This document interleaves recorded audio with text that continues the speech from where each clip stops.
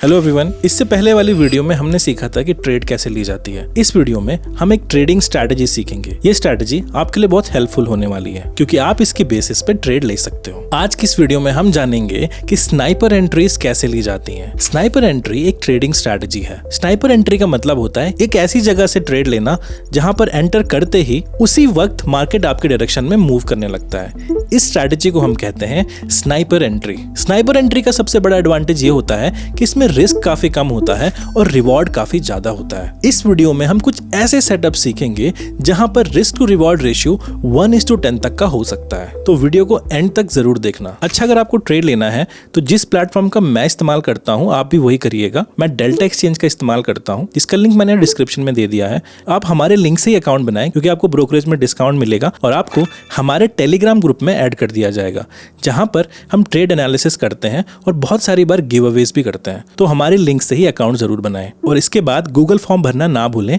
क्योंकि हमारी टीम आपको कांटेक्ट करेगी और आपको इस टेलीग्राम ग्रुप में ऐड कर देगी।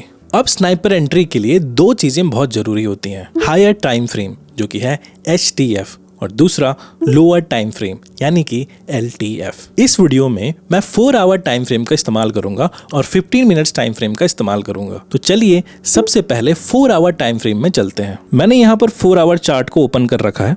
चार्ट ओपन करते ही सबसे पहले काम होता है सपोर्ट और रेजिस्टेंस मार्क करना। जैसे आप देख सकते हैं ये वाली लेवल रेजिस्टेंस की तरह काम कर रही है और ये वाला एरिया सपोर्ट की तरह। मुझे पता है बहुत सारे लोग कैंडलस्टिक्स को देख के कंफ्यूज हो जाते हैं। इसके लिए एक सिंपल ट्रिक है। इसके लिए आप कैंडलस्टिक को लाइन चार्ट में कन्वर्ट कर दीजिए। लाइन चार्ट में सपोर्ट और रेजिस्टेंस को आइडेंटिफाई करना काफी इजी होता है। या हॉरिजॉन्टल लाइन टूल सिलेक्ट कीजिए और सपोर्ट मार्क कर दीजिए।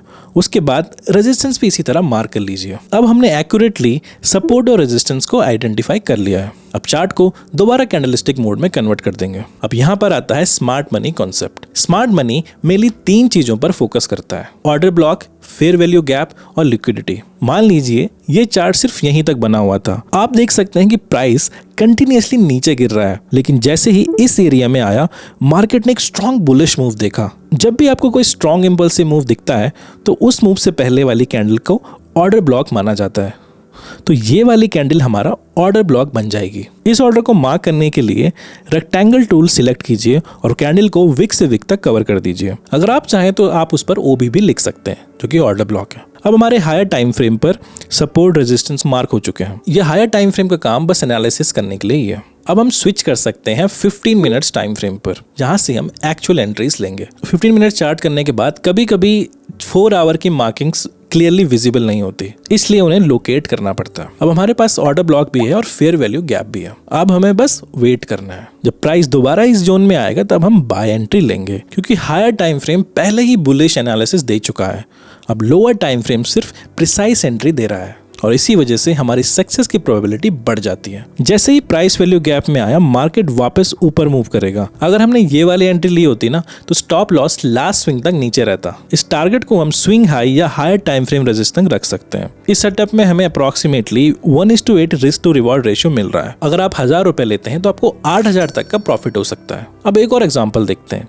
प्राइस दोबारा सपोर्ट जोन में आया। यहाँ पर एक फेयर वैल्यू गैप बना। हमने उस FVG को मार्क किया और पेशेंटली वेट किया। कुछ ही कैंडल्स के बाद प्राइस वापस जोन में आया और हमने बाय एंट्री ले ली। हमने अपना स्टॉप लॉस स्विंग लो के नीचे रखा और टारगेट को रेजिस्टेंस लेवल या फिर प्रीवियस स्विंग हाई पर रखा। इस ट्रेड में हमें 1:7 का रिस्क रिवॉर्ड मिल रहा है। दोनों एग्जांपल्स में ही टारगेट हिट हुआ। इसका मतलब ये है कि हमारा ट्रेड सक्सेसफुल हो सकता है। लेकिन इस स्ट्रैटेजी का मेन एडवांटेज ये है कि हमारा रिस्क बहुत कम होता है और एडवांटेज ज्यादा, और इसी वजह से लॉन्ग टर्म में ये काफी प्रॉफिटेबल रहता है। अब मैं आपको एक ऐसा कॉन्सेप्ट बताता हूँ जो स्नाइपर एंट्री की एक्यूरेसी और भी ज्यादा बढ़ा देता है। इसका नाम है HPZ यानी कि high probability zone. Higher probability zone का सिंपल मीनिंग है कि मैं हायर टाइम फ्रेम और लोअर टाइम फ्रेम दोनों एक ही डायरेक्शन दिखा रहे हो।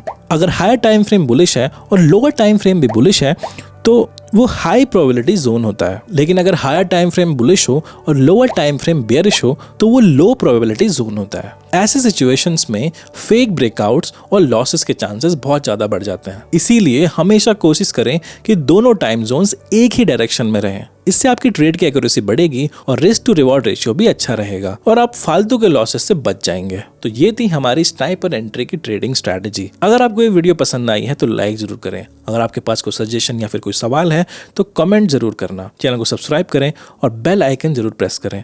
और अगर आपने डेल्टा एक्सचेंज में अकाउंट नहीं बनाया है तो डिस्क्रिप्शन में दी गई लिंक से अपना अकाउंट जरूर बनाएं। Thanks for watching the video.